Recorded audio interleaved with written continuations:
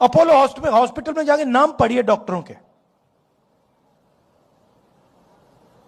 वहां पे आपको एक दलित नाम नहीं मिलेगा, एक पिछड़े वर्ग का नाम नहीं मिलेगा, एक आदिवासी नहीं मिलेगा। और कॉन्स्टिट्यूशन कहता है कि ये देश सबका है, one man one vote. Hi friends, Rahul Gandhi గారు నేను అంటున్నారు అపోలో హాస్పిటల్స్లో దళితులు, ఆదివాసీలు, ఓబీసీలు డాక్టర్లు లేరంటున్నారు.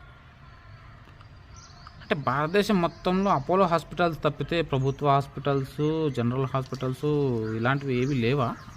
ఇంకా ప్రైవేట్ హాస్పిటల్ ఒక్క అపోలో హాస్పిటల్స్ మాత్రమే ఉన్నాయా? పోనీ అన్ని హాస్పిటల్లో తిరిగి చెప్తున్నారా మీరు? భారతదేశం మొత్తంలో డాక్టర్స్, ఎంబీబీఎస్ల గురించి మాట్లాడాలంటే మీరే మాట్లాడాలి సార్. 2014 వరకు 387 కాలేజీలు మాత్రమే ఉన్నాయి భారతదేశం మొత్తం మీద.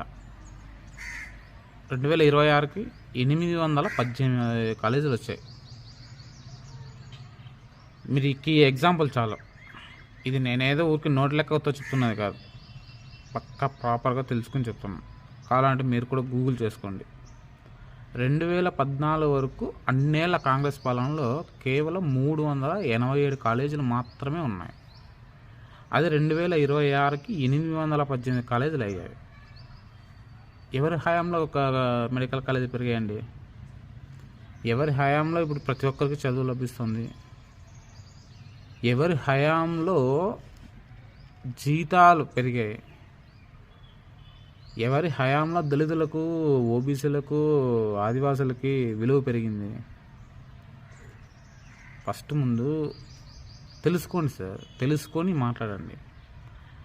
ఒక్క అపోలో హాస్పిటల్స్ మాత్రమే హాస్పిటల్స్ కావు, అక్కడ మాత్రమే డాక్టర్స్ ఉండరు.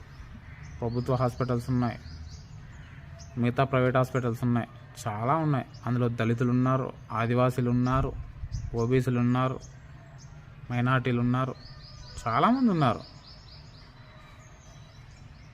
ఒక్క అపోలో హాస్పిటల్స్ మాత్రమే డేటా తీసుకుని మీరు మాట్లాడకూడదు. ఇప్పుడుతో మీరు 10 ఏళ్ళ డేటా చెప్తుంటారు, 10 ఏళ్ళ కింద. ఇప్పుడు అలా లేదండి.